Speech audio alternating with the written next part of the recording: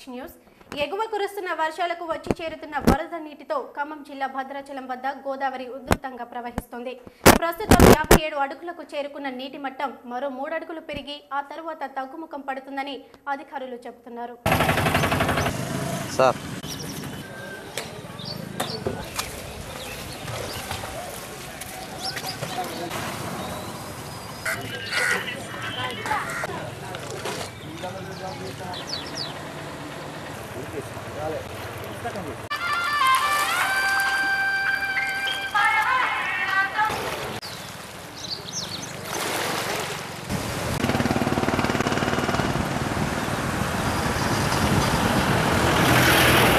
హైదరాబాద్ పాత బస్తీ మొగల్పుర ప్రాంతంలోని శ్రీ అక్కన్న మాదన్న మహంకాళి దేవాలయాన్ని assembly speaker Nadendla Manohar, Khairatabad Congress MLA Vishnuvardhan Reddy గురువారం సందర్శించారు.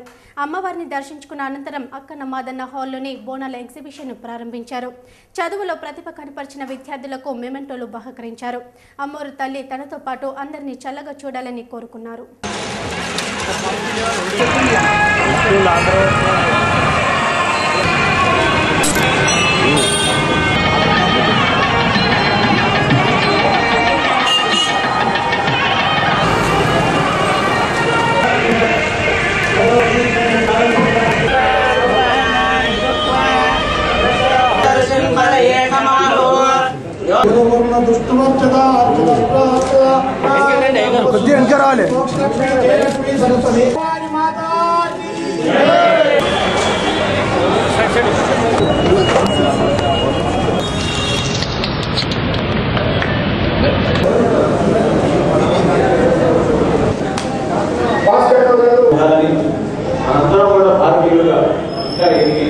మంచి పౌరులుగా మనం మారి మన దేశానికి మనం ఉపయోగపడమని మనందరూ కోరుకుంటూ మరొకసారి ఆలయ కమిటీకి పెద్దలందరికీ.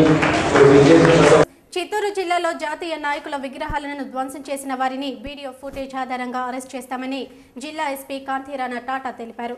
జిల్లాలో మదనపల్లి, పలమనేరులో గురువారం జాతీయ నాయకుల విగ్రహాలు ధ్వంసం చేసిన ఘటనపై అరెస్ట్ చేశామని, ప్రభుత్వ విగ్రహాలు ధ్వంసం చేసే వారిపైన కఠిన చర్యలు తప్పవని హెచ్చరించారు.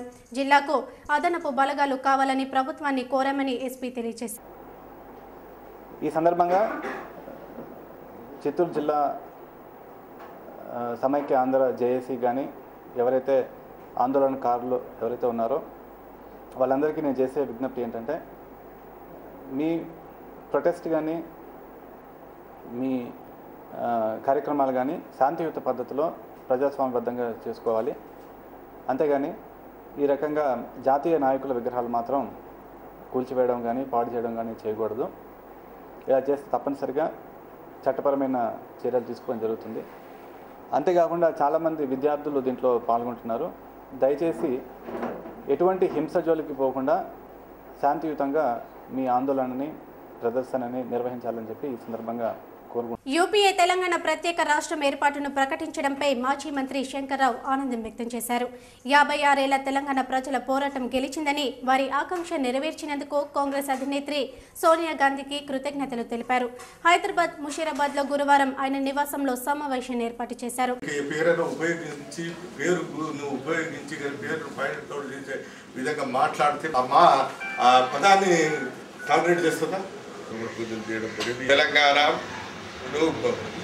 మేడం సోనియా గాంధీ గారికి తెలంగాణ ప్రాంత ప్రజలందరి తరఫున, ఆంధ్ర రాష్ట్ర ప్రజల తరఫున జనరల్గా కూడా నేను ప్రత్యేకంగా వారికి ధన్యవాదాలు తెలియజేస్తా ఉన్నా. వాళ్ళ తెలంగాణ అమరవీరులు సుమారుగా 1000 మంది పైన ప్రాణత్యాగాలు, ఆత్మహత్యలు చేసుకున్నారు, తుపాకులకు గురైనారు.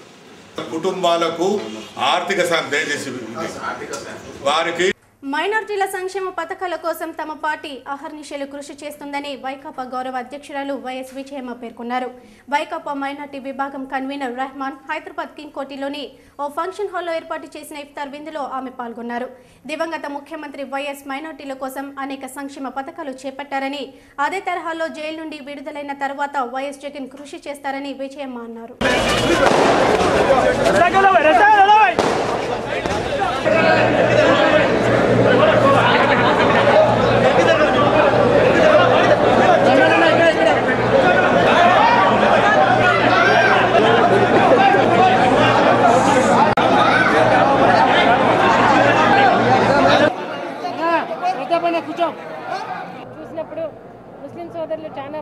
పేదరికంలో ఉన్నారని చెప్పి ఆయన 2004 అధికారంలోకి వచ్చిన వెంటనే మరి ఆ రోజు రిజర్వేషన్ కల్పించడం జరిగింది. 5% రిజర్వేషన్ 2004 సంవత్సరం జూలైలో ఇవ్వడం జరిగింది.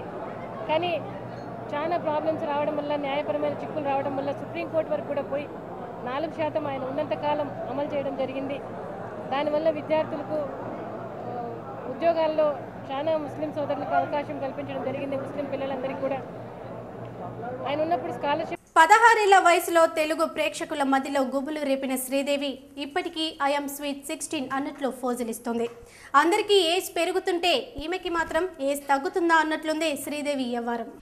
ఇంగ్లీష్ మూవీతో సెకండ్ ఇన్నింగ్స్ స్టార్ట్ చేసిన శ్రీదేవి ఫేస్లో మునుపటి కన్నా ఇప్పుడు ఇంకా ఎక్కువ గ్లో కనిపిస్తుందంటున్నారు ఆమె లేటెస్ట్ హాట్ స్టిల్స్ చూసిన వాళ్ళు.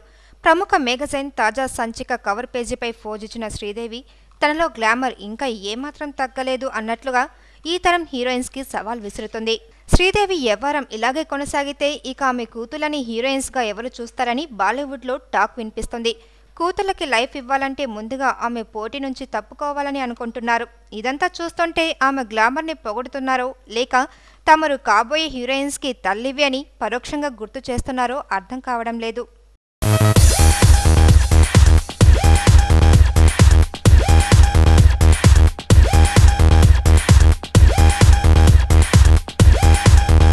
బులెటిన్ ముగించే ముందు హెడ్లైన్స్ మరొకసారి.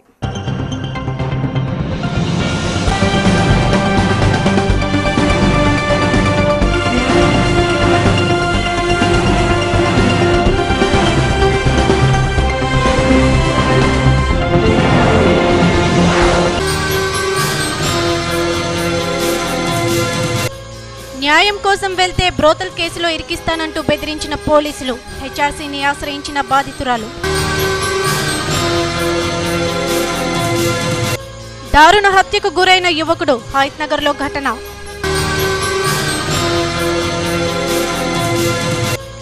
రాష్ట్ర విభజనపై రగులుతున్న సెగలు, రాజీనామాలు చేస్తున్న మంత్రులు.